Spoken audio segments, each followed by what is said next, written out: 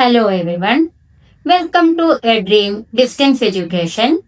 ഇന്ന് നമ്മൾ ഡിസ്കഷൻ ചെയ്യുന്നത് NIOS +2 എക്കണോമിക്സിന്റെ ചാപ്റ്റർ 24, അതായത് national income and related aggregates എന്ന ചാപ്റ്ററാണ് നമ്മളിവിടെ ഡിസ്കഷൻ ചെയ്യുന്നത്. അപ്പോൾ NIOS +2 എക്കണോമിക്സിന്റെ ചാപ്റ്റർ 24ലേക്കാണ് നമ്മൾ കടക്കുന്നത്. അപ്പോൾ ഈ ഒരു ചാപ്റ്റർ ദേശീയ വരുമാനവുമായി റിലേറ്റഡ് ആയിട്ടുള്ള കാര്യങ്ങളാണ് പറയുന്നത്. നമുക്കറിയാം, ദേശീയ വരുമാനം എന്ന് പറയുന്നത് എന്താണ്? നമ്മുടെ രാജ്യത്തിന്റെ വളർച്ചയ്ക്കും സാമ്പത്തിക പുരോഗതിക്കും വേണ്ടി നിലനിൽക്കുന്ന ഒരു കാൽക്കുലേഷൻ, അതായത് ഒരു രാജ്യത്ത് ഒരു വർഷത്തിൽ ഉൽപ്പാദിപ്പിക്കപ്പെടുന്ന സാധനങ്ങളുടെയും സേവനങ്ങളുടെയും ആകെ പണമൂല്യത്തെയാണ് ദേശീയ വരുമാനം എന്ന് പറയുക.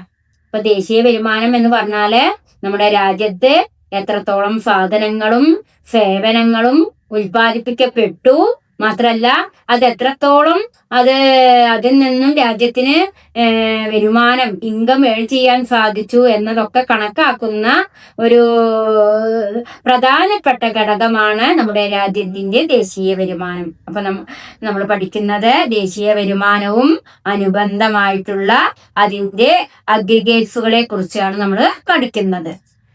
അപ്പോൾ ഈ ഒരു ചാപ്റ്ററിൽ നമ്മുടെ ചാപ്റ്ററിന്റെ പേരാണ് പറയുന്നത് national income and related aggregates. നമ്മൾ എന്താണ് ഈ ചാപ്റ്ററുമായി ബന്ധപ്പെട്ടിട്ടുള്ള കുറച്ച് കാര്യങ്ങളാണ് നമ്മൾ ഡിസ്കഷൻ ചെയ്യുന്നത്. ആദ്യം നമ്മൾക്ക് എന്താണ് ദേശീയ വരുമാനം എന്ന് നോക്കാം. What is mean by national income? അതായത് ദേശീയ വരുമാനം എന്ന് പറഞ്ഞാല് ഒരു രാജ്യത്തെ സാധാരണ നിവാസികൾ ഒരു വർഷത്തിൽ സമ്പാദിക്കുന്ന ആകെ ഘടക വരുമാനത്തെയാണ് ദേശീയ വരുമാനം എന്ന് പറയുന്നത്. ഇപ്പൊ ദേശീയ വരുമാനം ഇവിടെ 4 കാര്യങ്ങളുമായിട്ടാണ് ബന്ധപ്പെട്ടിരിക്കുന്നത്. ദേശീയ വരുമാനം എന്ന് പറഞ്ഞാല് ഒരു രാജ്യത്തെ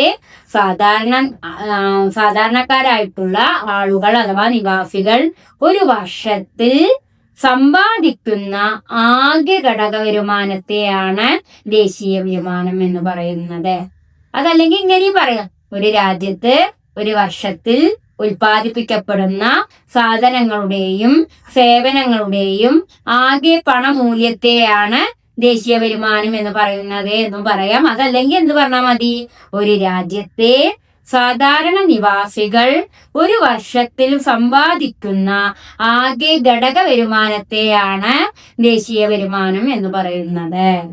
ഓക്കെ, അതേപോലെ ദേശീയ വരുമാനവുമായി ബന്ധപ്പെട്ടുകൊണ്ടുള്ള മറ്റു കാര്യങ്ങൾ എന്തൊക്കെയാണ്?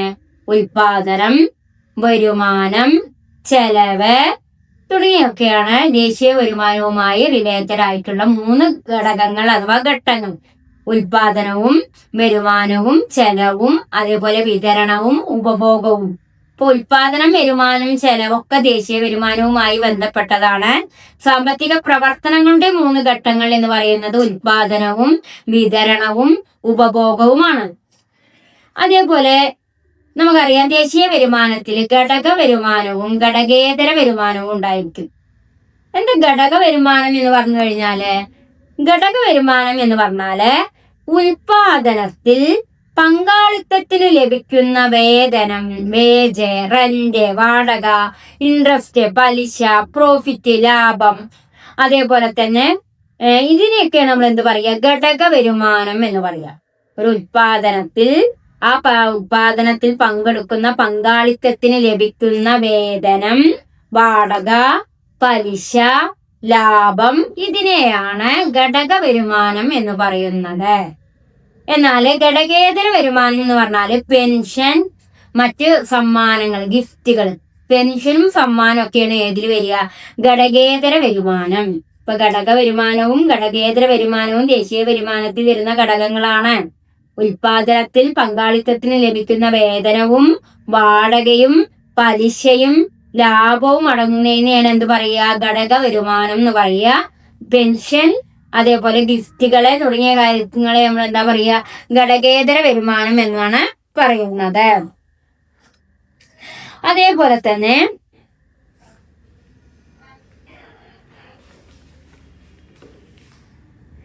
നമുക്ക് അഗ്രിഗേറ്റുകൾ ഏതൊക്കെ നോക്കാം. ദേശീയ വരുമാനത്തിന്റെ പ്രധാനപ്പെട്ട അഗ്രിഗേറ്റുകൾ ഏതൊക്കെ നോക്കൂ.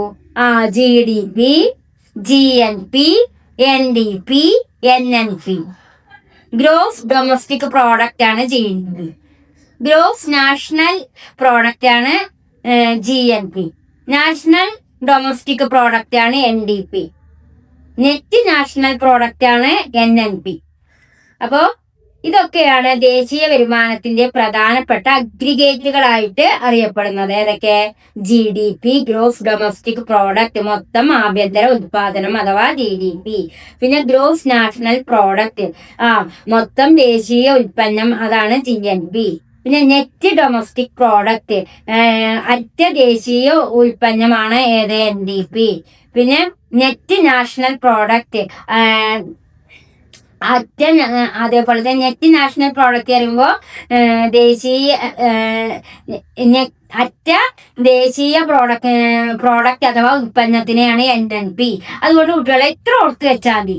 ദേശീയ വരുമാനത്തിന്റെ പ്രധാന അഗ്രിഗേറ്റുകൾ എന്ന് പറയുന്നത് GDP, GNP, NDP, NNP. GDP, G എന്ന് പറയുന്നത് മൊത്തം എന്നാണ്.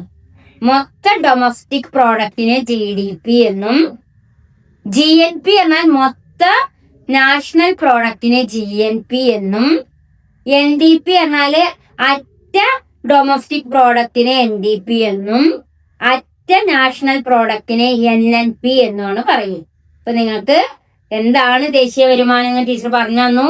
ദേശീയ വരുമാനവുമായി ബന്ധപ്പെട്ട് ഉൽപാദനം വരാം, വരുമാനം വരാം, ചെലവ് വരാം, വിതരണം വരാം, ഉപഭോഗം വരാം. അതേപോലെ നാഷണൽ ഇൻകം എന്ന് പറയുമ്പോൾ ഘടക വരുമാനവും ഉണ്ട്, ഘടകേതര വരുമാനവും ഉണ്ട്. ഫാക്ചറിംഗും ഉണ്ട്, നോൺ ഫാക്ചറിംഗും ഉണ്ട്. ഘടക വരുമാനം എന്ന് പറയുമ്പോൾ ഉൽപാദനത്തിൽ പങ്കാളിത്തത്തിന് ലഭിക്കുന്ന വേതനം, വാടക, പലിശ, ലാഭം തുടങ്ങിയാണ് ഘടക വരുമാനം എന്നറിയപ്പെടുന്നത്. എന്നാൽ പെൻഷൻ, സമ്മാനം, ഗിഫ്റ്റ് തുടങ്ങിയാണ് ഏത് പേരിൽ അറിയപ്പെടുന്നത്? ഘടകേതര വരുമാനം എന്നറിയപ്പെടുന്നത്. അതേപോലെ തന്നെ ദേശീയ വരുമാനത്തിന്റെ പ്രധാന അഗ്രിഗേറ്റുകളായിട്ട് അറിയപ്പെടുന്നത് GDP, GNP, NDP, NNP. അടുത്തത് നോക്കൂ. നമ്മൾ എന്താണ് ഉൽപാദനം? ഉൽപാദനത്തിനെ പ്രൊഡക്ഷൻ, P എന്നാണ് സൂചിപ്പിക്കുക. സാധനങ്ങളും സേവനങ്ങളും സൃഷ്ടിക്കുന്ന പ്രക്രിയയെയാണ് ഉൽപാദനം എന്ന് പറയുന്നത്. സാധനങ്ങളും സേവനങ്ങളും സൃഷ്ടിക്കപ്പെടുന്ന ആ പ്രോസസ്സിനെയാണ് എന്ത് പറയുക? ഉൽപാദനം എന്ന് പറയുന്നത്. എന്നാ ഉപഭോഗം എന്താ നോക്കൂ. ഉൽപ്പന്നങ്ങൾ ഉപയോഗിച്ച് ആവശ്യങ്ങൾ നിറവേറ്റുന്നതിനെയാണ് ഉപഭോഗം എന്ന് പറയുന്നത്. അപ്പോ ദേശീയ വരുമാനത്തിന്റെ പ്രധാനപ്പെട്ട ചില ഐഡിയാസുകളാണ് ഉൽപാദനം, പ്രൊഡക്ഷൻ. പ്രൊഡക്ഷൻ എന്ന് പറഞ്ഞാൽ സാധനങ്ങളും സേവനങ്ങളും സൃഷ്ടിക്കപ്പെടുന്ന പ്രക്രിയയാണ് നമ്മൾ എന്ത് പറയുക? ഉൽപാദനം എന്ന് പറയുക. ഇനി ഉപഭോഗം, കൺസപ്ഷൻ എന്ന് പറയും ഇംഗ്ലീഷില്. ഉൽപ്പന്നങ്ങൾ ഉപയോഗിച്ച് ആവശ്യങ്ങൾ നിറവേറ്റുന്നതിനെയാണ് ഉപഭോഗം എന്ന് പറയുന്നത്. അടുത്തത് നിക്ഷേപം, ഇൻവെസ്റ്റ്മെന്റ്. ഭാവി ഉൽപാദനത്തിനായി മൂലധനം സ്വരൂപിക്കുന്നതിനെയാണ് നിക്ഷേപം എന്ന് പറയുന്നത്. അതേപോലെ തന്നെ അടഞ്ഞ സമ്പദ് വ്യവസ്ഥ, ക്ലോസ്ഡ് എക്കോണമി എന്ന് പറയും. വിദേശ രാജ്യങ്ങളുമായി ബന്ധമില്ലാത്ത, വിദേശ രാജ്യങ്ങളുമായി വ്യാപാരമില്ലാത്ത സമ്പദ് വ്യവസ്ഥയെയാണ് അടഞ്ഞ സമ്പദ് വ്യവസ്ഥ എന്ന് പറയുന്നത്. വിദേശ രാജ്യങ്ങളുമായി വ്യാപാര ബന്ധം പുലർത്താത്തതിനെയാണ് അടഞ്ഞ സമ്പദ് വ്യവസ്ഥ എന്ന പേരിൽ അറിയപ്പെടുന്നത്. അടുത്തതാണ് തുറന്ന സമ്പദ് വ്യവസ്ഥ. തുറന്ന സമ്പദ് വ്യവസ്ഥ പറഞ്ഞാല് ഇറക്കുമതിയും കയറ്റുമതിയും ഉൾപ്പെടുന്ന സമ്പദ് വ്യവസ്ഥയെയാണ് തുറന്ന സമ്പദ് വ്യവസ്ഥ അഥവാ ഓപ്പൺ എക്കോണമി എന്ന് പറയുന്നത്. പിന്നെ സ്റ്റോക്ക് ആൻഡ് ഫ്ലോ. സ്റ്റോക്ക് എന്ന് പറഞ്ഞാല് ഒരു നിശ്ചിത സമയത്തെ അളവിനെയാണ്, ഒരു നിശ്ചിത സമയത്തെ നിശ്ചിത സാധനങ്ങളുടെ അളവിനെ സ്റ്റോക്ക് എന്നും ഒരു നിശ്ചിത കാലയളവിലുള്ള അളവിനെ ഫ്ലോ എന്നുമാണ് പറയുക. അപ്പൊ കുട്ടികളെ എന്തൊക്കെയാണ് നമ്മള് ദേശീയ വരുമാനവുമായി ബന്ധപ്പെട്ടിട്ടുള്ള കുറച്ച് ഐഡിയാസുകൾ പഠിച്ചേ? പ്രൊഡക്ഷൻ, ഉൽപാദനം. ഉൽപാദനം എന്ന് പറഞ്ഞാൽ സാധനങ്ങളും സേവനങ്ങളും സൃഷ്ടിക്കുന്ന പ്രക്രിയയെയാണ് ഉൽപാദനം എന്ന് പറയുന്നത്. അതേപോലെ നമ്മൾ പഠിച്ചു ഉപഭോഗം, കൺസപ്ഷൻ. ഉൽപ്പന്നങ്ങൾ ഉപയോഗിച്ച് ആവശ്യങ്ങൾ നിറവേറ്റപ്പെടുന്നതിനെയാണ് ഉപഭോഗം എന്ന് പറയുന്നത്. അടുത്തത് നമ്മൾ പഠിച്ചു നിക്ഷേപം. നിക്ഷേപം എന്ന് പറഞ്ഞാല് ഭാവി ഉൽപാദനത്തിനായി മൂലധന രൂപീകരണം നടത്തുന്നതിനെയാണ് നിക്ഷേപം എന്ന് പറയുന്നത്. അടുത്തതായിട്ട് നമ്മൾ പഠിച്ചു അടഞ്ഞ സമ്പദ് വ്യവസ്ഥ. അടഞ്ഞ സമ്പദ് വ്യവസ്ഥ പറഞ്ഞാൽ ക്ലോസ്ഡ് എക്കോണമി. അതായത് വിദേശ വ്യാപാരമില്ലാത്ത സമ്പദ് വ്യവസ്ഥയെയാണ് എന്ത് പറയുക? അടഞ്ഞ സമ്പദ് വ്യവസ്ഥ അഥവാ ക്ലോസ്ഡ് എക്കോണമി. അടുത്തതാണ് നമ്മൾ പഠിച്ചത് ഓപ്പൺ എക്കോണമി, തുറന്ന സമ്പദ് വ്യവസ്ഥ. ഇറക്കുമതിയും കയറ്റുമതിയും ഉൾപ്പെടുന്ന സമ്പദ് വ്യവസ്ഥയെയാണ് തുറന്ന സമ്പദ് വ്യവസ്ഥ എന്ന് പറയുന്നത്. പിന്നെ നമ്മൾ മനസ്സിലാക്കി സ്റ്റോക്ക് ആൻഡ് ഫ്ലോ. സ്റ്റോക്ക് എന്ന് പറഞ്ഞാല് ഒരു നിശ്ചിത സമയത്തെ അളവിനെ സ്റ്റോക്ക് എന്നും ഒരു നിശ്ചിത കാലയളവിലുള്ള അളവിനെ ഫ്ലോ എന്നും പറയുന്നു. ഇപ്പൊ സ്റ്റോക്കും ഫ്ലോയും ഒക്കെ എന്താ നോക്കിക്കോളൂ. അടഞ്ഞ സമ്പദ് വ്യവസ്ഥ പറഞ്ഞാൽ എന്താ? വിദേശ വ്യാപാരം ഇല്ലാത്ത സമ്പദ് വ്യവസ്ഥ, വിദേശ രാജ്യങ്ങളുമായി വ്യാപാര ബന്ധം പുലർത്താത്ത സമ്പദ് വ്യവസ്ഥയെയാണ് അടഞ്ഞ സമ്പദ് വ്യവസ്ഥ അഥവാ ക്ലോസ്ഡ് എക്കോണമി എന്ന് പറയുക. തുറന്ന സമ്പദ് വ്യവസ്ഥ പറഞ്ഞാൽ ഇറക്കുമതിയും കയറ്റുമതിയും ഒക്കെ ഉൾപ്പെടുന്ന സമ്പദ് വ്യവസ്ഥ. വിദേശ വ്യാപാരം ഇറക്കുമതിയും കയറ്റുമതിയും ഉണ്ടാവണമെങ്കിൽ ആരുമായിട്ട് ബന്ധം ഉണ്ടാവും? വിദേശ സമ്പദ് വ്യവസ്ഥയുമായി ബന്ധം ഉണ്ടായിരിക്കും. അപ്പൊ ഇത്രയും കാര്യങ്ങൾ നന്നായിട്ട് നോട്ട് ചെയ്യുക കേട്ടോ. ഇപ്പൊ ഉൽപാദനം എന്താന്ന് പറഞ്ഞു, ഉപഭോഗം എന്താന്ന് പറഞ്ഞു, നിക്ഷേപം എന്താന്ന് പറഞ്ഞു തന്നു, അടഞ്ഞ സമ്പദ് വ്യവസ്ഥ എന്താന്ന് പറഞ്ഞു തന്നു, തുറന്ന സമ്പദ് വ്യവസ്ഥ എന്താണെന്ന്, സ്റ്റോക്ക് ആൻഡ് ഫ്ലോ എന്താന്ന് നമ്മൾ മനസ്സിലാക്കി. ഉൽപാദനം എന്ന് പറഞ്ഞാൽ പ്രൊഡക്ഷൻ, ഉപഭോഗം എന്ന് പറഞ്ഞാൽ കൺസപ്ഷൻ, നിക്ഷേപം എന്ന് പറഞ്ഞാൽ ഇൻവെസ്റ്റ്മെന്റ്, വിദേശ വ്യാപാരം ഇല്ലാത്ത സമ്പദ് വ്യവസ്ഥ എന്ന് പറഞ്ഞാൽ ക്ലോസ്ഡ് എക്കോണമി, ഇറക്കുമതി കയറ്റുമതി ഉൾപ്പെടുന്ന സമ്പദ് വ്യവസ്ഥ പറഞ്ഞാൽ ഓപ്പൺ എക്കോണമി, പിന്നെ സ്റ്റോക്ക് ആൻഡ് ഫ്ലോ ശേഖരണവും ഒഴുക്കും. അടുത്തതാണ് നമ്മളുടെ എക്കോണമിയുടെ വരുമാനത്തിന്റെ ആ പ്രവാഹം. ഈ ഒരു ഭാഗം, ഈ ഒരു ടോപ്പിക്സ് വളരെ ഇമ്പോർട്ടന്റ് ആണ്. എക്സാമിന് ചോദിക്കാൻ സാധ്യതയുള്ള ഒരു ഇമ്പോർട്ടന്റ് ടോപ്പിക്സ് ആണ് കേട്ടോ ഇത്. ഇതിനെ പറയുന്ന പേര് അതായത് ഇൻകത്തിന്റെ സർക്കുലേഷൻ എന്നാ പറയും. വരുമാനത്തിന്റെ വൃത്തകാര പ്രവാഹം, സർക്കുലർ ഫ്ലോ ഓഫ് ഇൻകം എന്നാ പറയാ.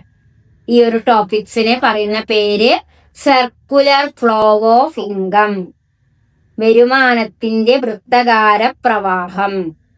വരുമാനം എങ്ങനെയാണ്, നമ്മുടെ കയ്യിലുള്ള വരുമാനം ഏതൊക്കെ രീതിയിലാണ് പ്രവാഹം നടത്തുന്നത്, ആ ഒഴുകുന്നത് എന്നാണ് ഇവിടെ കാണിക്കുന്നത്. അപ്പൊ കുട്ടികളെ, ഈ ഒരു ടോപ്പിക്സ് വരുമാനത്തിന്റെ വൃത്തകാര പ്രവാഹം അഥവാ സർക്കുലർ ഫ്ലോ ഓഫ് ഇൻകം എന്ന ടോപ്പിക്സ് ചോദിച്ചു കഴിഞ്ഞാല് നിങ്ങൾ ഈ ഒരു ഡയഗ്രാം വരയ്ക്കേണ്ടത്. ഇത് വരച്ചു കഴിഞ്ഞാൽ നിങ്ങൾക്ക് ഫുൾ മാർക്കും കിട്ടും. 5 മാർക്കിന് ചോദിച്ചു കഴിഞ്ഞാൽ ഈ ഡയഗ്രാം നിങ്ങൾ വരച്ചിടണം. ഈ ഡയഗ്രത്തിൽ പറയുന്ന കാര്യങ്ങളും എഴുതണം. അപ്പൊ നോക്കൂ, വരുമാനം എങ്ങനെയൊക്കെയാണ് പ്രവഹിക്കുന്നത് നോക്കൂ. ഇവിടെ ഗാർഹിക മേഖല ഉണ്ട്, ഇവിടെ ഉൽപാദന മേഖലയുണ്ട്, ഇവിടെ യഥാർത്ഥത്തിലുള്ള ഫ്ലോയും ഉണ്ട്, ഇവിടെ പണത്തിന്റെ ഒഴുക്കും ഉണ്ട്. അപ്പൊ ഗാർഹിക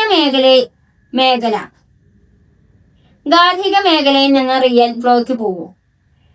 അപ്പൊ അതായത് ഉൽപാദന മേഖലയും ഗാർഹിക മേഖലയും ഏതിലേക്കാണ് പോണത്? റിയൽ ഫ്ലോക്ക്, യഥാർത്ഥത്തിലുള്ള ഒഴുക്കിലേക്ക്. അങ്ങനെ ഗാർഹിക മേഖല ഉൽപാദന മേഖലയുമായി ബന്ധം പുലർത്തുമ്പോൾ ഗാർഹിക മേഖലയ്ക്ക് ഉൽപാദന മേഖല എന്തൊക്കെ കൊടുക്കുക? ഗാർഹിക മേഖല എന്തൊക്കെ ഉൽപാദന മേഖലയ്ക്ക് കൊടുക്കുക? തൊഴിൽ കൊടുക്കും, ഭൂമി കൊടുക്കും, മൂലധനം കൊടുക്കും, അല്ലേ? മാത്രല്ല, അപ്പൊ ഉൽപാദന മേഖല ഗാർഹിക മേഖലയ്ക്ക് എന്ത് കൊടുക്കും? ഉൽപാദന മേഖല നൽകുന്നത് വസ്തുക്കളും സേവനങ്ങളും. ഇവിടെ റിയൽ ഫ്ലോ ആണ് കേട്ടോ.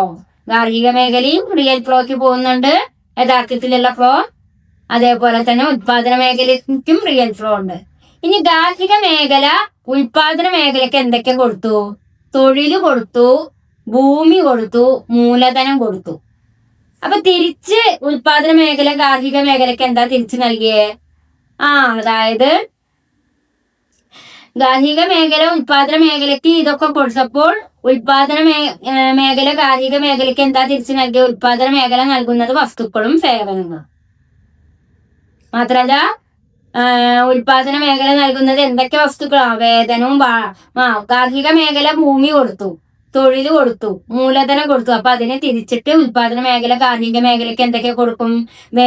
ഭൂമിയാവുമ്പോ വാടക കൊടുക്കും, കാർഷിക മേഖല തൊഴിൽ കൊടുക്കുമ്പോ പകരം വേതനം കൊടുക്കും, വേജ് കൊടുക്കും, കൂലി കൊടുക്കും.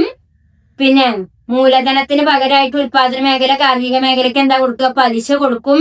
അതിനുശേഷം ലാഭം ഉണ്ടാവും. അപ്പൊ ഇതാണ് ആദ്യത്തെ ചാക്രിക. ആദ്യം കാർഷിക മേഖല ഉൽപാദന മേഖലയ്ക്ക് എന്തൊക്കെ കൊടുത്തു? തൊഴിലും ഭൂമിയും മൂലധനം കൊടുത്തു. അപ്പൊ ഉൽപാദന മേഖല എന്ത് ചെയ്തു? കാർഷിക മേഖലയ്ക്ക് വസ്തുക്കളും സേവനങ്ങളും കൊടുത്തു. എന്തൊക്കെയായിട്ടാ കൊടുത്തേ? ഉൽപാദന മേഖല കാർഷിക മേഖലയ്ക്ക് എന്തൊക്കെയായിട്ടാ കൊടുത്തത്? വേതനമായിട്ട് വസ്തുക്കളും സേവനങ്ങളും എന്തൊക്കെയായിട്ടാ കൊടുത്തത്? വേതനമായിട്ടും വാടകയായിട്ടും പലിശയായിട്ടും ലാഭമായിട്ടും തിരിച്ച് ആർക്ക് തന്നെ കൊടുക്കും? കാർഷിക മേഖലയ്ക്ക് തന്നെ കൊടുക്കും. ആര്? ഉൽപാദന മേഖല. അങ്ങനെ കാർഷിക മേഖല നൽകുന്നത് ഉപഭോഗ ചെലവ്. അങ്ങനെ രണ്ടു കൂട്ടർക്കും ഉണ്ടാകുന്നത് എന്ത് ചെലവാ? മണി ഫ്ലോ അഥവാ ഉപഭോഗ ചെലവ്. അപ്പൊ നിങ്ങൾ ചെയ്യേണ്ട കാര്യം എന്താ? ഈ ഒരു ചാർട്ട് നിങ്ങൾ നന്നായി 5 മാർക്കിന് ചോദിക്കുന്ന ഷുവർ ക്വസ്റ്റ്യൻ ആണിത്. ഈ ഒരു ക്വസ്റ്റ്യൻ ചോദിക്കാതിരിക്കില്ല, അത്ര ഇമ്പോർട്ടന്റ് ആണ്. സർക്കുലർ ഫ്ലോ ഓഫ് ഇൻകം, വരുമാനത്തിന്റെ ചാക്രിക പ്രവാഹം അഥവാ വൃത്തകാര പ്രവാഹം. അപ്പൊ വരുമാനം എങ്ങനെയാണ് പ്രവഹിക്കുന്നത് എന്നാണ് ഈ ചാർട്ടിലൂടെ കാണിക്കുന്നത്. ആദ്യം റിയൽ ഫ്ലോയും, 2 എണ്ണത്തിന് റിയൽ ഫ്ലോയും ഉണ്ട്, മണി ഫ്ലോയും ഉണ്ട്. പിന്നെ കാർഷിക മേഖല ഉൽപാദന മേഖലയ്ക്ക് കൊടുക്കും.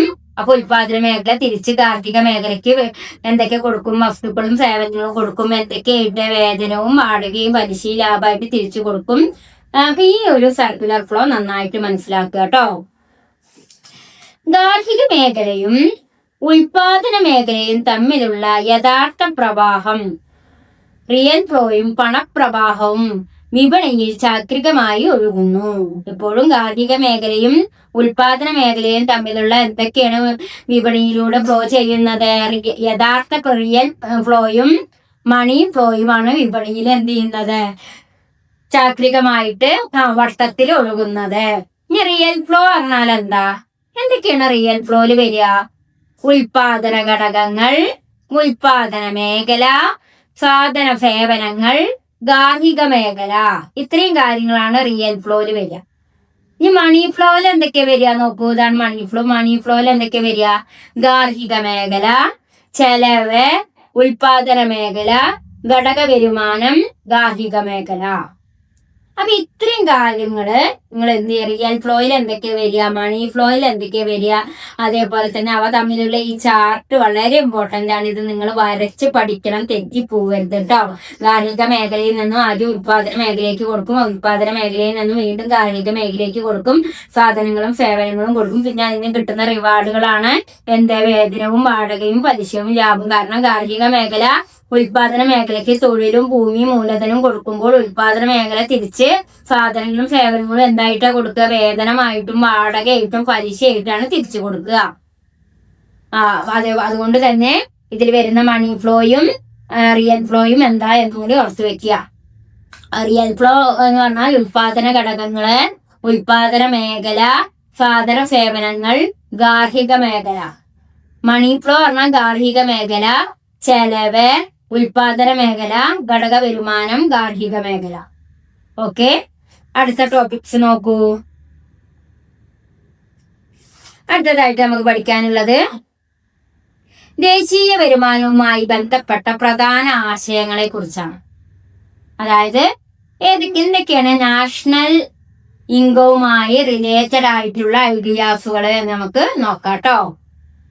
ദേശീയ വരുമാനവുമായി ബന്ധപ്പെട്ടിട്ടുള്ള ചില ഐഡിയാസുകൾ അതിൽ നമുക്ക് പഠിക്കാനുള്ളതാണ്. Domestic territory, normal resident, intermediate goods, final goods, value added. ദേശീയ വരുമാനവുമായി നാഷണൽ ഇൻകവുമായി റിലേറ്റഡ് ആയിട്ടുള്ള ചില ആശയങ്ങളാണ് നമ്മൾ പറയുന്നത്. അതിൽ first one domestic territory, normal resident, intermediate goods, final goods, value added. ഇനി ഡൊമസ്റ്റിക് ടെറിട്ടറി എന്ന് പറഞ്ഞാൽ എന്താ? ഒരു രാജ്യത്തിന്റെ ഭരണപരമായ അതിർത്തിക്കുള്ളിലുള്ള പ്രദേശത്തെയാണ് എന്ത് പറയുക? Domestic territory. ഡൊമസ്റ്റിക് ടെറിട്ടറി എന്നാൽ ഒരു രാജ്യത്തിന്റെ ഭരണപരമായ അതിർത്തിക്കുള്ളിലുള്ള പ്രദേശത്തെയാണ് ഡൊമസ്റ്റിക് ടെറിട്ടറി എന്ന് പറയുന്നത്. അതിൽ ഏതൊക്കെ വരിക? കര, ജലം, ആകാശം. ഇതൊക്കെ എന്താണ്? നമ്മുടെ രാജ്യത്തിന്റെ ഭരണപരമായ അതിർത്തിക്കുള്ളിലുള്ള പ്രദേശമാകും.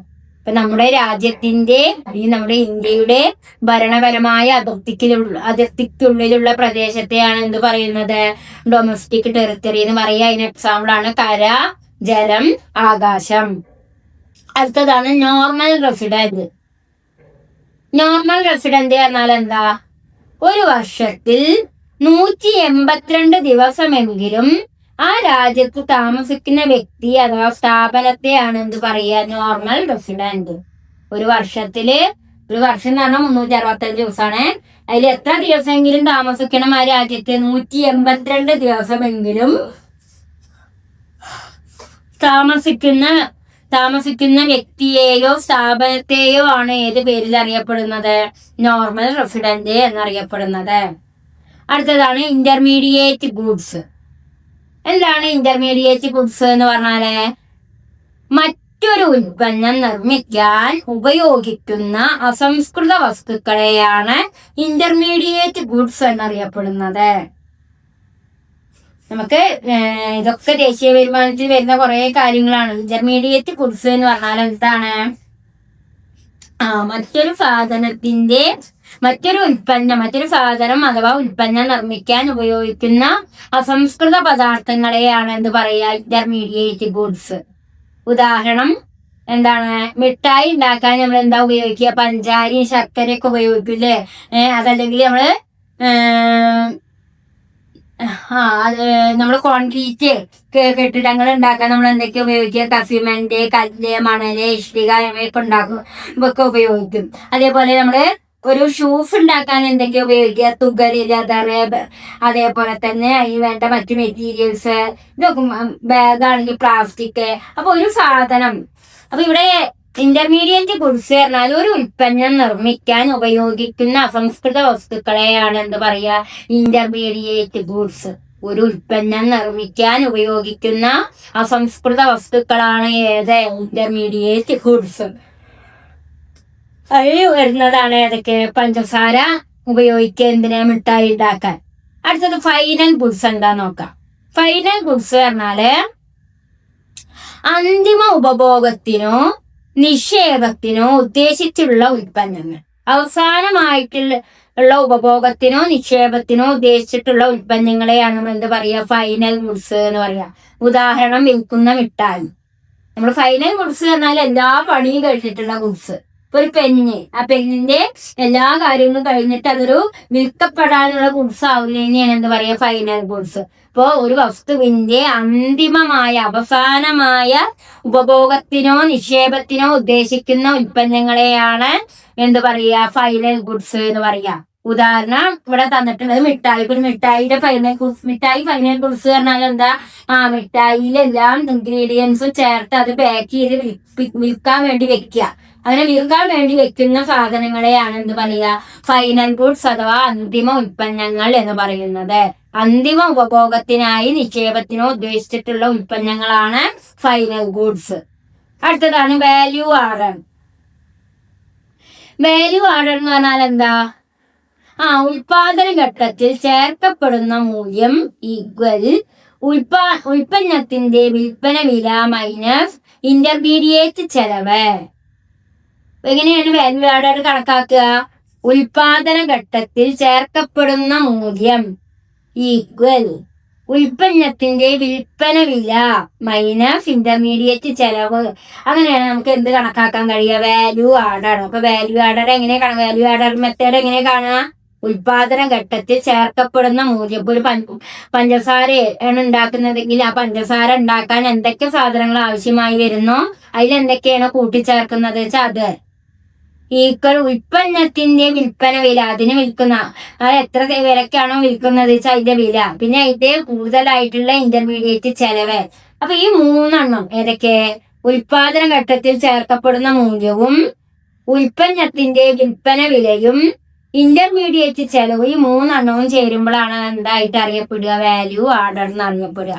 അപ്പൊ നമ്മൾ എന്തൊക്കെയാ പഠിച്ചേ? ഡൊമസ്റ്റിക് ടെറിട്ടറി എന്താന്ന് പഠിച്ചു, നോർമൽ റെസിഡന്റ് എന്താന്ന് പഠിച്ചു, ഇന്റർമീഡിയറ്റ് ഗുഡ്സ് എന്താന്ന് പഠിച്ചു, ഫൈനൽ ഗുഡ്സ് എന്താന്ന് പഠിച്ചു, വാല്യൂ ആഡർ എന്താന്ന് പഠിച്ചു. വാല്യൂ ആഡറിൽ എന്ന് പറഞ്ഞാല് ഉൽപാദന ഘട്ടത്തിൽ ചേർക്കപ്പെടുന്ന മൂല്യം സമം ഉൽപ്പന്നത്തിന്റെ വിൽപ്പന വില മൈനസ് ഇന്റർമീഡിയറ്റ് ചെലവ്.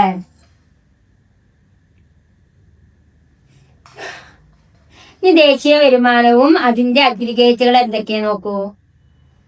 ദേശീയ വരുമാനത്തിന്റെ അഗ്രിഗേറ്റുകളാണ് ഏതൊക്കെ? 4 GDP, GNP, NDP, NNP. ദേശീയ നാഷണൽ ഇൻകത്തിന്റെ അഗ്രിഗേറ്റുകൾ ചോദിച്ചാൽ ഏതൊക്കെയാണ്? GDP, GNP, NDP, NNP. GDP എന്നാൽ എന്താ? Gross domestic product. GNP എന്നാൽ എന്താ? Gross national product. NDP എന്ന് പറഞ്ഞാൽ എന്താ? Net domestic product. NNP പറഞ്ഞാൽ എന്താ? Net national product. ഇതൊക്കെ എന്താണ്? ദേശീയ വരുമാനത്തിന്റെ അഗ്രിഗേറ്റുകളാണ് കേട്ടോ. അതില് GDP എങ്ങനെ നിർവചിക്കുക? അതിന്റെ സൂത്രവാക്യം നോക്കൂ. GDP നിർവചിക്കുക, രാജ്യത്തിനുള്ളിൽ ഉൽപ്പാദിക്കപ്പെട്ട ആകെ മൂല്യമാണ് എന്ത്? GDP. C+I+G. C പറഞ്ഞാൽ കൺസപ്ഷൻ, I എന്ന് പറഞ്ഞാല് ഇൻവെസ്റ്റ്മെന്റ്, G എന്ന് പറഞ്ഞാല് ഗുഡ്സുകള്. C+I+G അതാണ് GDP. രാജ്യത്തിനുള്ളിൽ ഉൽപ്പാദിക്കപ്പെട്ട ആകെ മൂല്യം. അതിന്റെ സൂത്രവാക്യം C+I+G. GNP എന്നാൽ എങ്ങനെ? GDP പ്ലസ് വിദേശത്തു നിന്നുള്ള നിവാസികളുടെ വരുമാനം മൈനസ് വിദേശികളുടെ വരുമാനം. GNP എങ്ങനെ കണക്കാക്കുക? GDP കൂട്ടുക, എന്നിട്ട് വിദേശത്ത് ഇവിടെ ഉള്ള നമ്മളെ ആളുകളുടെ വിദേശത്ത് നിന്നുള്ള നിവാസികളുടെ വരുമാനത്തിൽ നിന്ന് എന്ത് കുറയ്ക്കണം? ഇവിടെ ഉള്ള വിദേശികളുടെ വരുമാനം കുറയ്ക്കുക. GDP പ്ലസ് NFIA എന്ന് പറയും. GNP കാണും, നാഷണൽ ഫ്രോണ്ടിയർ ഏജൻസിയാണ് ഏത്? NFIA. അപ്പൊ കുട്ടികളെ GDP എന്ന് പറഞ്ഞാൽ എന്താ? രാജ്യത്തിനുള്ളിൽ ഉൽപ്പാദിപ്പിക്കപ്പെടുന്ന ആകെ മൂല്യം. C+I+G. GNP എന്ന് പറഞ്ഞാൽ എന്താ? GDP പ്ലസ് വിദേശത്ത് നിന്നുള്ള നിവാസികളുടെ വരുമാനം വിദേശികളുടെ വരുമാനം. GDP കൂട്ടുക, എന്നിട്ട് വിദേശത്തു നിന്നുള്ള നിവാസികളുടെ വരുമാനവും വിദേശികളുടെ വരുമാനവും ചേരുന്നതാണ് GNP. ഇനി NDP എന്താ? NDP എന്ന് പറഞ്ഞാൽ GDPയെ അമോർട്ടൈസേഷൻ ചെയ്യുക. അതായത് GDPന്ന് എന്ത് ചെയ്യുക? ചെലവ് കുറയ്ക്കുക. അതിനെയാണ് എന്ത് പറയാ? അമോർട്ടൈസേഷൻ എന്ന് പറയാം. GDPന്ന് ചെലവ് കുറയ്ക്കുമ്പോൾ കിട്ടുന്നതാണ് നെറ്റ് ഡൊമസ്റ്റിക് പ്രോഡക്റ്റ് അഥവാ NDP. GDP minus depreciation. GDPന്ന് തേയ്മാനം മൈനസ് ചെയ്യുമ്പോഴാണ് നമുക്ക് എന്ത് കിട്ടുന്നത്? NDP കിട്ടുക. ഇനി NNP. GNP minus amortisation. GNP minus depreciation ആണ് ഏത്? NNP. അപ്പൊ കുട്ടികളെ നന്നായി ശ്രദ്ധിക്കണം ഈ ഒരു ടോപ്പിക്സ്. ദേശീയ വരുമാനവുമായി ബന്ധപ്പെട്ടിട്ടുള്ള അഗ്രിഗേറ്റുകളെ കുറിച്ചാണ് പറയണത്. ഒന്ന് GDP പറഞ്ഞാൽ എന്താ? രാജ്യത്തിനുള്ളിൽ ഉൽപ്പാദിക്കപ്പെട്ട ആകെ മൂല്യത്തെയാണ് GDP എന്ന് പറയുക. അത് ഏതൊക്കെയാണ്? C+I+G. ഇനി GNP എന്ന് പറഞ്ഞാൽ എന്താ? GDP പ്ലസ് വിദേശത്തുള്ള നിവാസികളുടെ വരുമാനത്തിൽ നിന്ന് എന്ത് കുറയ്ക്കണം? ഇവിടെ ഉള്ള വിദേശികളുടെ വരുമാനം കുറയ്ക്കുക. അതുകൊണ്ട് GDP പ്ലസ് NFIA. ഇനി NDP എങ്ങനെ കാണുക? GDP മൈനസ് അമോർട്ടിസേഷൻ അഥവാ മൂലധന ചെലവ് അഥവാ GDP മൈനസ് ഡിപ്രീസിയേഷൻ. ഇനി NNP കാണുക എങ്ങനെയാണ്? GNP മൈനസ് അമോർട്ടിസേഷൻ അഥവാ GNP മൈനസ് ഡിപ്രീസിയേഷൻ.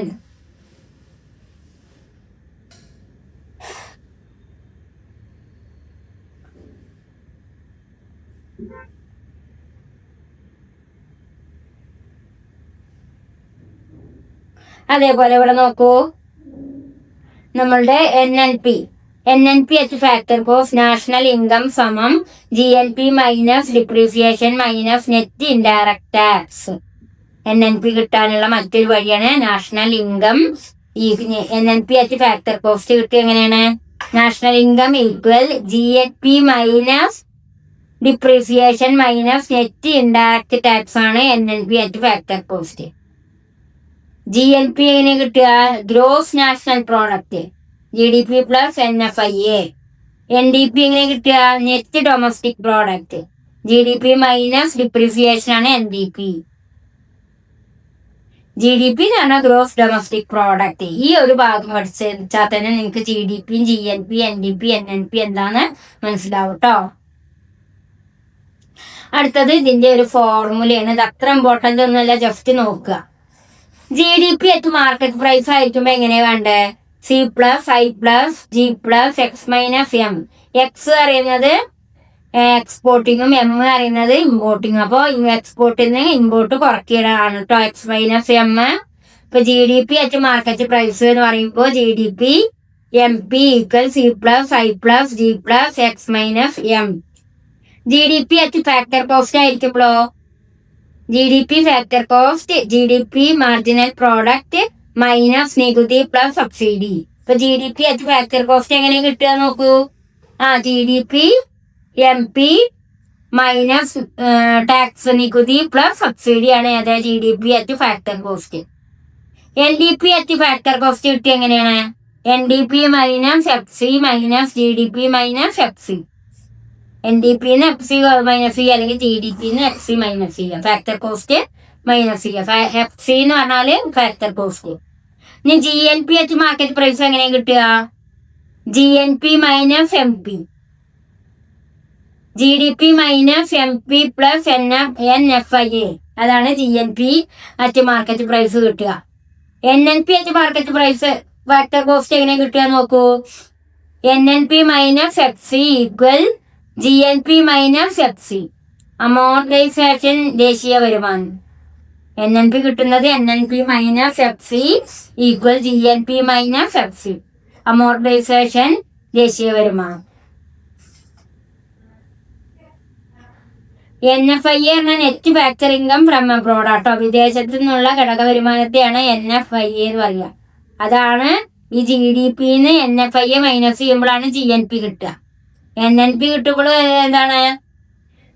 അതായത് ഫാക്ടർ കോസ്റ്റും മൈനസ് ചെയ്യുമ്പോഴും NNP കിട്ടും. GNPന്ന് ഫാക്ടർ കോസ്റ്റ് മൈനസ് ചെയ്യുമ്പോഴും എന്ത് കിട്ടും? NNP അറ്റ് ഫാക്ടർ കോസ്റ്റ് കിട്ടും. ഈ ഒരു ഇക്വേഷൻ നന്നായിട്ട് നോക്കി വെക്കുക കേട്ടോ. അടുത്തതാണ് കുറച്ച് ചോദ്യങ്ങളാണ്. പ്രധാന ചോദ്യങ്ങളും അതിന്റെ ഉത്തരങ്ങളുമാണ്. എന്താണ് ദേശീയ വരുമാനം? ഒരു രാജ്യത്തെ സാധാരണ നിവാസികൾ ഒരു വർഷത്തിൽ സമ്പാദിക്കുന്ന ആകെ ഘടക വരുമാനത്തെയാണ് ദേശീയ വരുമാനം എന്ന് പറയുന്നത്. ഇനി ഘടക വരുമാനവും ഘടകേതര വരുമാനവും തമ്മിലുള്ള വ്യത്യാസം. ഉൽപാദന ഘടകങ്ങൾക്ക് ലഭിക്കുന്ന വേതനം, വാടക, പലിശ, ലാഭം ഇതൊക്കെ ഘടക വരുമാനം എന്ന് പറയും. എന്നാ പെൻഷൻ, സമ്മാനം, ധനസഹായം അതൊക്കെ ഘടകേതര വരുമാനമാണ്. ഇത് നമ്മൾ പറഞ്ഞതാണ്, ഘടക വരുമാനം ഘടകേതര വരുമാനം. പിന്നെ ഇന്റർമീഡിയറ്റ് ഗുഡ്സും ഫൈനൽ ഗുഡ്സും. ഇന്റർമീഡിയറ്റ് ഗുഡ്സ് പറഞ്ഞാൽ മറ്റൊരു ഉൽപ്പന്നം നിർമ്മിക്കാൻ ഉപയോഗിക്കുന്ന സാധനങ്ങളെയാണ് ഇന്റർമീഡിയറ്റ് ഗുഡ്സ് എന്ന് പറയുക. ഫൈനൽ ഗുഡ്സ് പറഞ്ഞാല് ആ ഗുഡ്സിന്റെ എല്ലാവിധ പ്രവർത്തനങ്ങളും കഴിഞ്ഞിട്ടുള്ള ഗുഡ്സ്, അന്തിമ ഉപഭോഗത്തിനുള്ളത് അവസാനമായി ഉപയോഗിക്കുന്ന ഗുഡ്സുകളെയാണ് ഫൈനൽ ഗുഡ്സ് എന്ന് പറയാം. ഇന്റർമീഡിയറ്റ് ഗുഡ്സ് ആകുമ്പോൾ ഗുഡ്സിന്റെ ഏതെങ്കിലും ഒരു ഗുഡ്സിന്റെ നിർമ്മാണത്തിന് ഉപയോഗിക്കുന്ന സാധനങ്ങളാണ് ഇന്റർമീഡിയറ്റ്. ഇപ്പൊ ബാഗ് ആണെങ്കിൽ ബാഗ് ഉണ്ടാക്കാൻ ഉപയോഗിക്കുന്ന ലെതറാണ് ഏത് വരിക? Intermediate goods. ബാഗ് എന്താണ്? ഫൈനൽ ഗുഡ്സ് ആണ്. അതാണ് ആ മാറ്റം കേട്ടോ. പിന്നെ value added, domestic territory, normal resident. Value added equal വിൽപ്പന വില മൈനസ് ഇന്റർമീഡിയറ്റ് ചെലവ്. വാല്യൂ ആഡഡ് എങ്ങനെയാണ്? വിൽപ്പന വിലയിൽ നിന്നും ഇന്റർമീഡിയറ്റ് ചെലവ് മൈനസ് ചെയ്യുമ്പോഴാണ് വാല്യൂ ആഡഡ് കിട്ടുക. ഡൊമസ്റ്റിക് ടെറിട്ടറി എങ്ങനെ കിട്ടുക? ഡൊമസ്റ്റിക് ടെറിട്ടറി ഈക്വൽ ഭരണപരമായ അതിർത്തി. നോർമേറ്റീവ് റെസിഡന്റ് എന്നാൽ എന്താണ്? 182 ദിവസം നമ്മുടെ രാജ്യത്ത് താമസിക്കുന്നവരാണ് നോർമൽ റെസിഡന്റ് അഥവാ നോർമൽ റെസിഡന്റ് എന്ന് പറയുന്നത്. ഇനി market price, factor cost, nominal GDP, real GDP ഇതൊക്കെയാണ് അറിയേണ്ടത്. Market price MP. Market price കിട്ടുക എങ്ങനെയാണ്? ഫാക്ടർ കോസ്റ്റ് പ്ലസ് നികുതി മൈനസ് സബ്സിഡി. ഫാക്ടർ കോസ്റ്റ് ഒരു ഘടകത്തിന്റെ ചെലവിനെ എന്തുമായിട്ട് ആഡ് ചെയ്യുക? നികുതി ആയിട്ട് ആഡ് ചെയ്തിട്ട് സബ്സിഡി മൈനസ് ചെയ്യുമ്പോഴാണ് നമുക്ക് എന്ത് കിട്ടുക? മാർക്കറ്റ് പ്രൈസ് കിട്ടുക. നന്നായിട്ട് നോക്കി വെക്കണം കേട്ടോ. അത് മാർക്കറ്റ് പ്രൈസ് എങ്ങനെ കിട്ടുക? ഫാക്ടർ കോസ്റ്റ് പ്ലസ് നികുതി മൈനസ് സബ്സിഡി. ഇനി നോമിനൽ എങ്ങനെ കിട്ടുക? Nominal cost GDP. നിലവിലുള്ള വില റിയലി എന്ന് പറയുന്നത് അടിസ്ഥാന വർഷ വില. നോമിനലി പറഞ്ഞ നിലവിലുള്ള വില, റിയലി പറഞ്ഞ അടിസ്ഥാന വർഷ വില. NNPFC സമം ദേശീയ വരുമാനം. അപ്പൊ ഇത്രയും കാര്യങ്ങളാണ് ഈ ഒരു ഭാഗങ്ങളിൽ വരുന്നത്. നന്നായിട്ട് മനസ്സിലാക്കാൻ ശ്രമിക്കുക. അടുത്തത് വീണ്ടും നമ്മൾ കുറച്ച് കാര്യങ്ങളൂടി പറഞ്ഞുതരാം. ഇന്റർമീഡിയറ്റ് ഗുഡ്സിന് ഉദാഹരണങ്ങൾ. ആദ്യം നമുക്ക് ദേശീയ വരുമാനം എന്താ നോക്കാം. ദേശീയ വരുമാനം പറഞ്ഞാൽ NNP ഫാക്ടർ കോസ്റ്റ് ആണ് ദേശീയ വരുമാനം. GNP കണക്കാക്കുമ്പോൾ എന്തൊക്കെയാ ചേർക്കുക? Net factor income from abroad ആണ് GNP കണക്കാക്കാൻ വേണ്ടി ചേർക്കുന്നത്. ഈ ചോദ്യം ഉത്തരം നന്നായിട്ട് മനസ്സിലാക്കണം കേട്ടോ. അമോർട്ടൈസേഷൻ കുറയ്ക്കുന്നത് എങ്ങനെയാണ്? ഗ്രോസിൽ നിന്ന് എന്ത് മൈനസ് ചെയ്യുക? നെറ്റ് ലഭിക്കാൻ വേണ്ടിയിട്ടാണ്. ഗ്രോസിൽ നിന്ന് നെറ്റ് ലഭിക്കാൻ വേണ്ടിയിട്ടാണ് അമോർട്ടൈസേഷൻ കുറയ്ക്കുന്നത്. ഇനി ഇന്റർമീഡിയറ്റ് ഗുഡ്സിന് ഉദാഹരണമാണ് ഏത്? പഞ്ചസാര. മിഠായി ഉണ്ടാക്കാൻ ഉപയോഗിക്കുന്ന പഞ്ചസാര ഏതിന് എക്സാമ്പിൾ ആണ്? ഇന്റർമീഡിയറ്റ് ഗുഡ്സിന് എക്സാമ്പിൾ ആണ്. അതേപോലെ റിയൽ GDP കണക്കാക്കുന്നത് എങ്ങനെയാണ്? അടിസ്ഥാന വർഷത്തെ വില ഉപയോഗിച്ചിട്ടാണ്. റിയൽ GDP കണക്കാക്കുന്നത് അടിസ്ഥാന വർഷ വില ഉപയോഗിച്ച്. Factor cost equal market price. അത് പരോക്ഷ നികുതി പ്ലസ് സബ്സിഡി ആണ് ഏത്? Factor cost. ഫാക്ടർ കോസ്റ്റ് കാണി എങ്ങനെയാണ്? മാർക്കറ്റ് പ്രൈസും അതെ, factor cost equal market price പറഞ്ഞാൽ എങ്ങനെയാണ്? പരോക്ഷ നികുതിയും സബ്സിഡിയും കൂട്ടുമ്പോഴാണ് നമുക്കത് കിട്ടുക കേട്ടോ. ഇനി നോർമൽ റെസിഡന്റ് എന്ന് പറഞ്ഞാൽ എന്താ? 158 ദിവസമെങ്കിലും നമ്മുടെ രാജ്യത്ത് താമസിക്കുകയോ സ്ഥാപനങ്ങൾ നടത്തുകയോ ചെയ്യുന്നവരെയാണ് നോർമൽ റെസിഡന്റ് എന്ന് പറയാ. സ്റ്റോക്ക് പറഞ്ഞാൽ എന്താ? ഒരു ദിവസത്തെ ബാങ്ക് ബാലൻസ് സ്റ്റോക്ക്. ഫ്ലോ പറഞ്ഞാൽ ഒരു മാസത്തെ ശമ്പളമാണ് ഫ്ലോ. ഒരു ദിവസത്തെ ബാങ്ക് ബാലൻസ് സ്റ്റോക്കും ഫ്ലോ എന്ന് പറഞ്ഞാൽ ഒരു മാസത്തെ ശമ്പളം. അടുത്തത് തുറന്ന ഒരു ഓപ്പൺ എക്കോണമി അഥവാ തുറന്ന സമ്പദ് വ്യവസ്ഥയിൽ ഉൾപ്പെടാത്തത് എന്താ? ഇറക്കുമതിയും കയറ്റുമതിയും അല്ലേ? ഉൾപ്പെടുന്നത് എന്താണ്? ഇറക്കുമതിയും കയറ്റുമതി. ഉൾപ്പെടാത്തത് നല്ല ഉൾപ്പെടുന്നത് കേട്ടോ. തുറന്ന ഓപ്പൺ എക്കോണമിയിൽ ഉൾപ്പെടുന്നത് ഏതൊക്കെയാണ്? എക്സ്പോർട്ടിങ് ആൻഡ് ഇമ്പോർട്ടിങ്, ഇറക്കുമതിയും കയറ്റുമതിയും. ഡബിൾ കൗണ്ടിങ് എന്ന് പറഞ്ഞാൽ എന്താണ്? വാല്യൂ ആഡഡ് രീതി ഉപയോഗിക്കുന്നതിനെയാണ് ഡബിൾ കൗണ്ടിങ് എന്ന് പറയുക. ഇനി NDP ഈക്വൽ GDP മൈനസ് എന്താണ്? ഡിപ്രീസിയേഷൻ ആണ് കേട്ടോ. ഇനി ഘടക വരുമാനത്തിൽ ഉൾപ്പെടാത്തത് എന്തൊക്കെയാണ്? പെൻഷനും ഘടകേതര വരുമാനം. അടഞ്ഞ സമ്പദ് വ്യവസ്ഥയിൽ ഇല്ലാത്തത് വിദേശ വ്യാപാരം, ഫോറിൻ ട്രേഡ്. ക്ലോസ്ഡ് എക്കോണമി അഥവാ അടഞ്ഞ സമ്പദ് വ്യവസ്ഥയിൽ ഇല്ലാത്തത് വിദേശ വ്യാപാരം. ഇനി ദേശീയ വരുമാനം എന്ന് പറയുന്നത് NNP ഫാക്ടർ കോസ്റ്റ് ആണ് കേട്ടോ. ഇപ്പൊ ഒരുപാട് കാര്യങ്ങൾ നമ്മൾ ഇതിൽ മനസ്സിലാക്കി. ഈ ഒരു ടോപ്പിക്സ്, ഈ ഒരു ക്വസ്റ്റ്യൻസ് ഭാഗം നന്നായിട്ട് നോട്ട് ചെയ്യുക കേട്ടോ.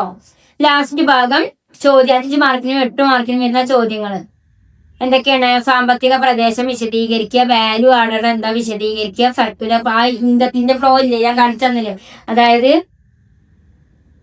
ഇത് പഠിക്കണം കേട്ടോ നന്നായിട്ട്. അതാണ് സർക്കുലർ ഫ്ലോ ഓഫ് ഇൻകം. അത് വരയ്ക്കാൻ പറയുന്നുണ്ട്, വിശദീകരിക്കുക. GNP, GDP, NDP, NNP തമ്മിലുള്ള വ്യത്യാസം അത് പഠിപ്പിച്ചു തന്നിരുന്നു ടീച്ചർ.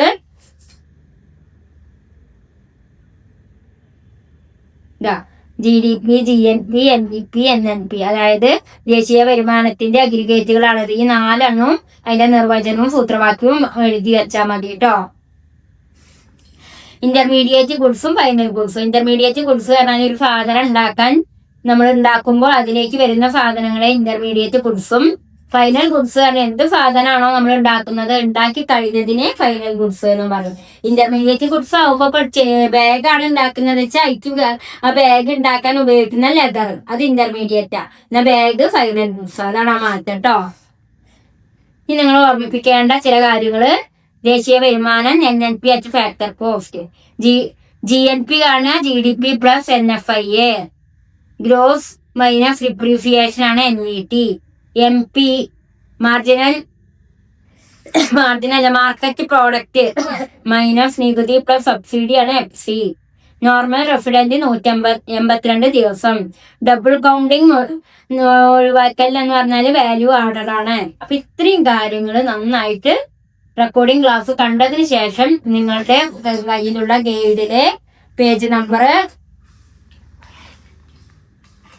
അതായത് 24ാമത്തെ ചാപ്റ്റർ ആണ്, പേജ് നമ്പർ 277 ഈ ചാപ്റ്റർ ഇത് നന്നായിട്ട് മനസ്സിലാക്കുക. ആദ്യം റെക്കോർഡിംഗ് ക്ലാസ് കണ്ട് മനസ്സിലാക്കിയതിന് ശേഷം നിങ്ങൾ എന്ത് ചെയ്യുക, ആ ബുക്കിലെ ക്വസ്റ്റ്യൻ ആൻസറുകൾ പഠിക്കുക കേട്ടോ. ടീച്ചർ ഒന്നുകൂടി കാണിച്ചു തരാം എങ്ങനെയാണ് ദേശീയ വരുമാനം, അതുമായി ബന്ധപ്പെട്ട കാര്യങ്ങളെ, ഉൽപാദനം, നിക്ഷേപം, തുറന്ന സമ്പദ് വ്യവസ്ഥ, ഉപഭോഗം, അടഞ്ഞ സമ്പദ് വ്യവസ്ഥ, സ്റ്റോക്ക്, ഫ്ലോവ്, പിന്നെ വരുമാനത്തിന്റെ വൃത്തകാര പ്രവാഹം, പിന്നെ ദേശീയ വരുമാനവുമായി ബന്ധപ്പെട്ട പ്രധാന ആശയങ്ങള്, പിന്നെ GDP, GNP, NDP, NNP, പിന്നെ പരീക്ഷയ്ക്കായിട്ടുള്ള ഈ ഫോർമുലകൾ പഠിക്കുക, പിന്നെ കുറച്ച് ചോദ്യങ്ങളും ഉത്തരങ്ങളും നോക്കുക, പരീക്ഷയുമായി ബന്ധപ്പെട്ട കുറച്ച് ക്വസ്റ്റ്യൻസ് നന്നായിട്ട് പ്രിപ്പയർഡ് ആവുക, ലാസ്റ്റ് 8 മാർക്കിന്റെ 5 മാർക്കിന്റെയും ക്വസ്റ്റ്യൻസ് ഒന്നുകൂടി ഓർമ്മിപ്പിക്കുക. അപ്പൊ ഇത്രയും കാര്യങ്ങൾ നന്നായിട്ട് മനസ്സിലാക്കുക, നന്നായിട്ട് എഴുതുക. ഇനി ടീച്ചറുടെ ഈ ക്ലാസ് നിങ്ങൾക്ക് എത്രത്തോളം നിങ്ങൾക്കത് മനസ്സിലാവുന്നുണ്ട്, അത് നിങ്ങൾക്ക് ഉപകരിക്കുന്നുണ്ട് എന്നൊക്കെ നിങ്ങൾ കമന്റ് ചെയ്യുക. അതേപോലെ അടുത്ത ക്ലാസ്സിന്റെ വീഡിയോയുമായിട്ട് നമുക്ക് ഇനിയും കാണാം. ഓക്കെ.